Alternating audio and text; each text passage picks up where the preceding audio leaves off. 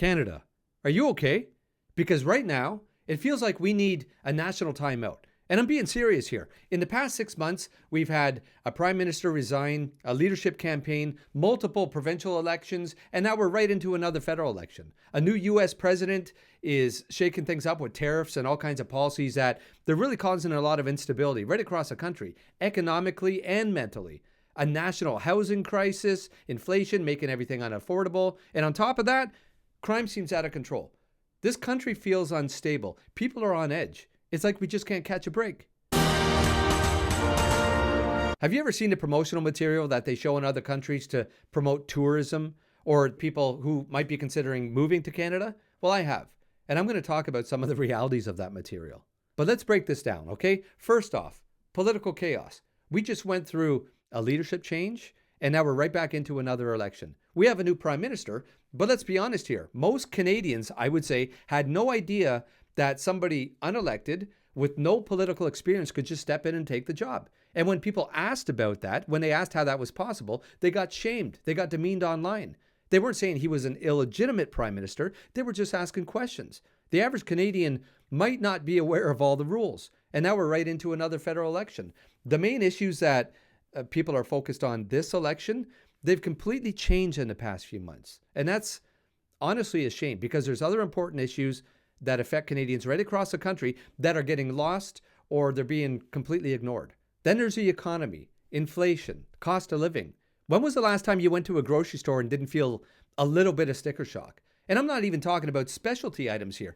I mean the basic necessities of life, staple foods that people have been buying for years. You walk down the aisles, you look at the price of bread and you wonder how people are even able to feed their families. And if you complain about that online, well, you better look out. Complaining about the price of food and groceries, people have been doing that since the beginning of time. But it's somehow become a political statement now, and you get ripped apart.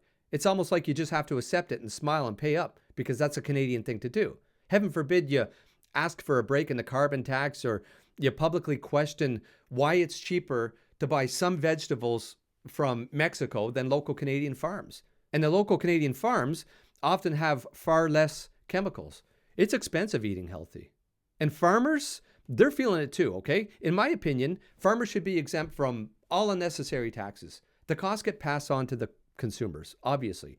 Housing market, forget it. If you're not already in the market, then good luck. Rental costs, they've skyrocketed. If you're renting, there's not enough housing to go around. And just when people thought that maybe they could catch a break, the US, they're slapping tariffs on Canadian goods, Canadian products. And it's not just about politics here. Real people, they're losing their jobs. They're struggling to keep their businesses afloat.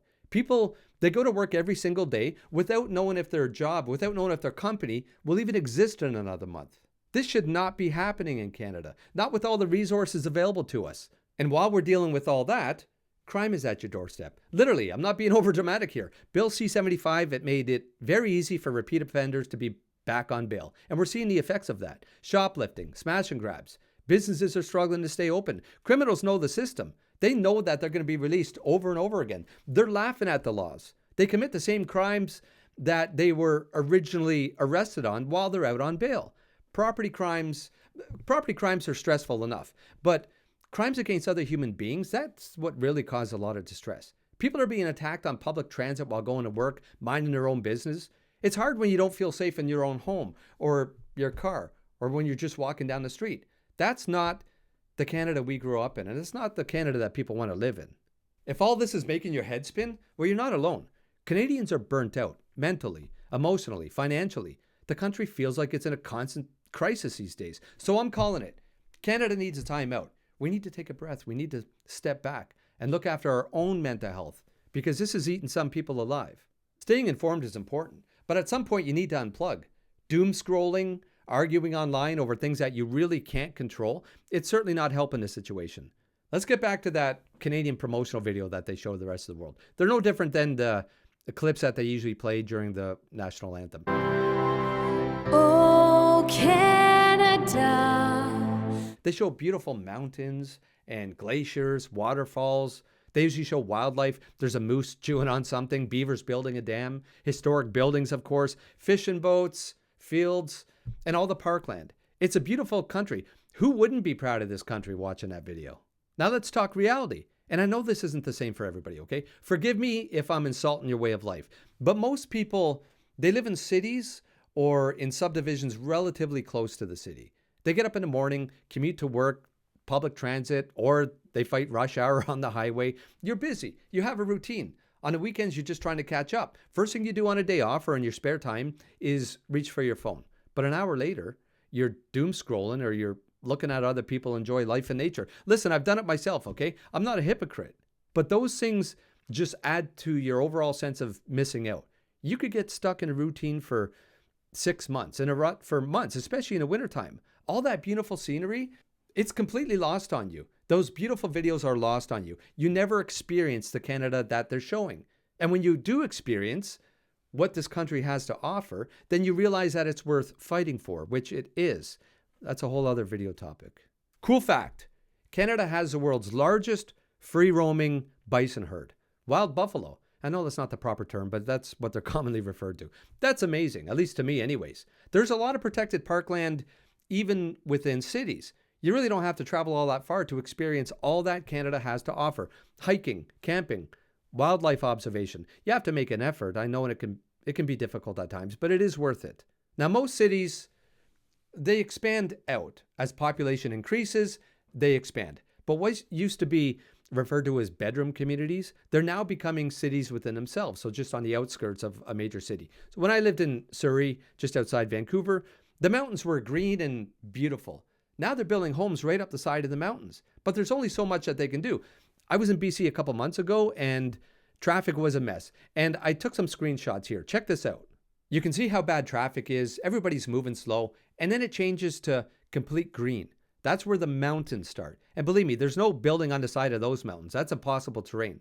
There's nowhere to go, which is why they basically started building towards Chilliwack, towards the east. I know that's off topic, but there's so much greenery in this country to explore. But what else can you do? There's 3 things in total. First, unplug from the negativity.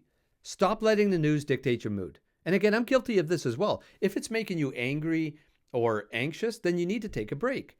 Being informed is one thing. Being consumed by negativity for hours a day, that's next level. And you might not even realize how much of a negative impact it's having on you mentally, on your mind health, until you step away from it for a bit.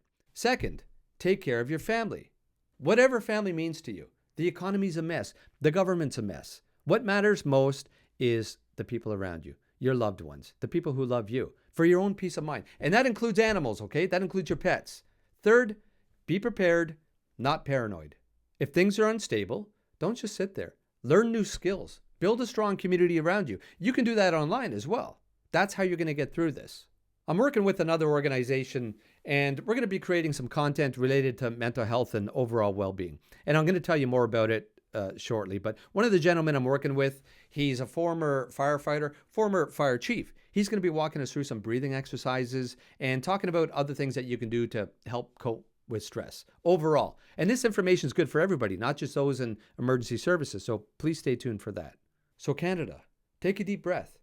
You know, at the rate we're going now, I don't think we just need a national timeout. We need a nap. We need a national nap. Listen, thank you very much for watching this video. I really appreciate you taking the time. Stay sharp, stay safe, stay Canadian.